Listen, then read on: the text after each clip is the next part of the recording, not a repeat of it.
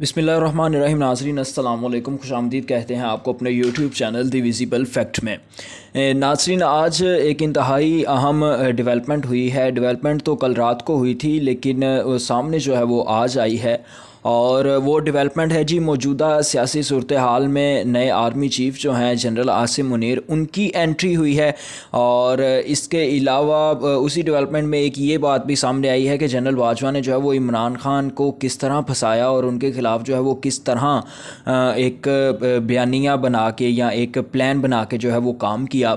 इसकी तफसीलात भी हमारे पास आई हैं, वो सामने आई हैं, वो भी आपके साथ शेयर करेंगे। इसके अलावा हम आपको ये बताएंगे कि पंजाब की सूरत हाल के हवाले से PDM जो है वो बहुत ज़्यादा मुतहरिक हो गई है और उनका एक प्लान बी जो है वो सामने आया है। वो प्लान बी क्या है वो भी हम आपके साथ शेयर करेंगे।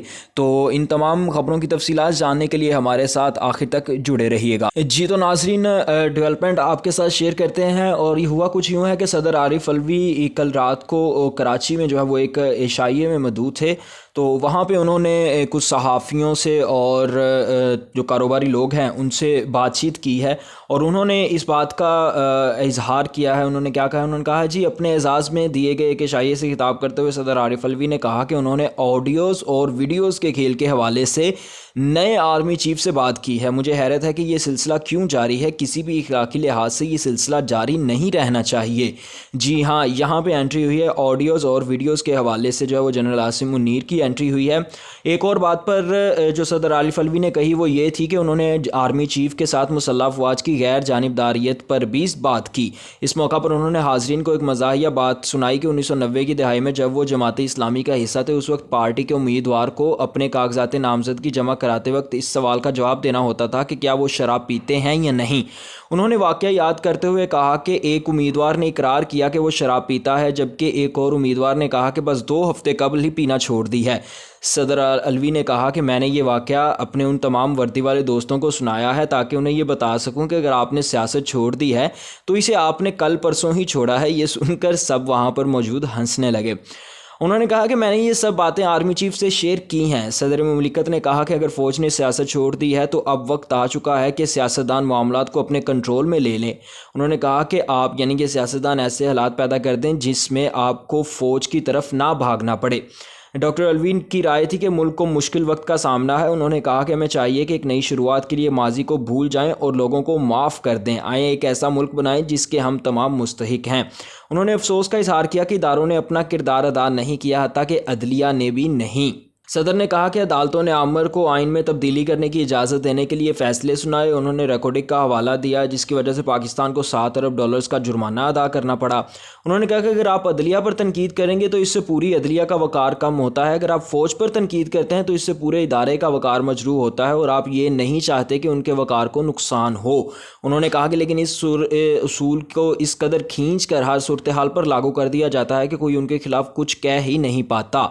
सदर ने यह भी कहा कि मुल्क में किसी को भी जेल में डालना बहुत ही आसान है। अगर किसी मखसूस शख्स को हदफ बनाना हो तो उसके खिलाफ कोई भी इल्ज़ाम आयद करके मुतलका कानून नाफिज कर दें ताकि उसे जेल में डालना यकीनी हो जाए जी। और इसके बाद जो है वो उन्होंने जनरल बाजवा के हवाले से भी कुछ बातचीत की। तो वो बातचीत कुछ इस तरह से थी कि जब इमरान खान के साबिक आर्मी चीफ जनरल बाजवा पर आयद किए गए इल्ज़ामात के हवाले से पूछा गया तो उन्होंने कहा कि अगरचे दूसरे फरीक की जानिब से कहा जा रहा था कि वो न्यूट्रल हो चुके हैं, यानी जनरल बाजवा की तरफ से, और वो लोगों पर दबाव नहीं डाल रहे थे, लेकिन मैं समझता हूं कि किसी हद तक दबाव डाला जा रहा था, यानी कि दबाव जो है वो मौजूद था।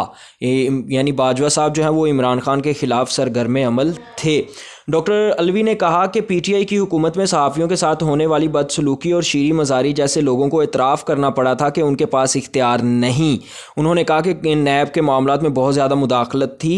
उन्होंने कहा कि हालात के मुताबिक सियासतदानों को बालिग़ुन नज़री का मुज़ाहरा करना होगा। ये डॉक्टर आरिफ अलवी साहब जो हैं वो उन्होंने ये बात की है। और शीरी मज़ारी का जहाँ पे उन्होंने हवाला दिया तो वहाँ पे यकीनी तौर पर आपको समझ आ गई होगी कि जनरल बाजवा का जो है वो हाथ था लोगों पे तशद्दुद करने का।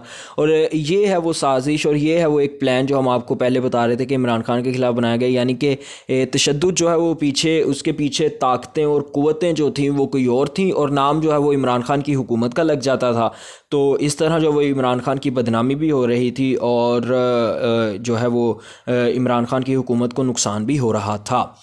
جی تو ناظرین اب آتے ہیں اپنی دوسری اہم ڈیولپمنٹ کی طرف، اور وہ جناب کچھ اس طرح سے ہے کہ عمران خان کی 23 دسمبر کو پنجاب اور کے پی اسمبلی تحلیل کرنے کی حکمت عملی ناکام بنانے کے دعوے دار حکمران اتحاد، جسے اس نے پلان اے کی کامیابی قرار دیا، اب اس نے پنجاب اسمبلی کے مخصوص ممبران سے حتمی روابط کے لیے منصوبہ بندی مکمل کر لی ہے، جسے پلان بی کا نام دیا گیا ہے۔ شہباز شریف اور چودھری شجاعت کی حالیہ ملاقات میں اس پلان پر گراس روٹ لیول تک بات چیت ہوئی، جس کے تحت مخصوص ممبران سے روابط کی تکمیل اور مثبت نتیجہ خیزی حکمران اتحاد کے نزدیک پرویز الہی کے لیے ایوان سے اعتماد کے ووٹ میں ممکنہ ناکامی کی سب سے بڑی وجہ ہوگی۔